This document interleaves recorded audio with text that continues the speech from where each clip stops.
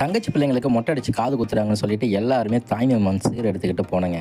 அங்கே போன உடனே அவங்களுடைய குலசாமி கோயிலில் தான் மொட்டை அடிக்கணும்னு சொல்லிட்டு சீர்வரிசையோடு அப்படியே கிளம்பிட்டாங்க. சரி என்னடா அவங்க தலையிலன்னு சொல்லி பார்த்தா எல்லாருக்குமே பொங்கப்பானை பிறந்த பொண்ணுங்களுக்காக கொடுத்துருக்காங்க. சரி என்ன இத்தனை பொங்கப்பானை வருதுன்னு சொல்லி கேட்டோம்னா, ஆமாங்க, அவருக்கு மொத்தம் 17 அத்தைங்க இருக்காங்களாம். அவங்களே மிகப்பெரிய ஒரு சொந்தமாக இருக்காங்க. பார்த்தா ஆச்சரியமாக இருக்குது.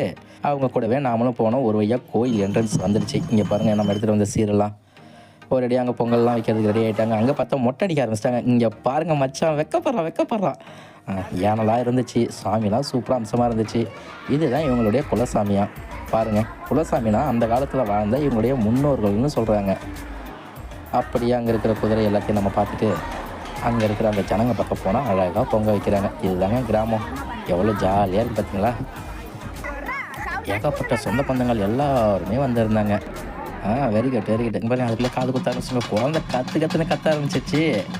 பயங்கரமான வலி. ஒரே ஃபன்னாக போயிடுச்சுன்னா பார்த்துக்கிங்களேன். தாய்மாமன் மடியில் உட்கார வச்சு உடனே தாய்மாமனுக்கு சீர் செஞ்சோம்.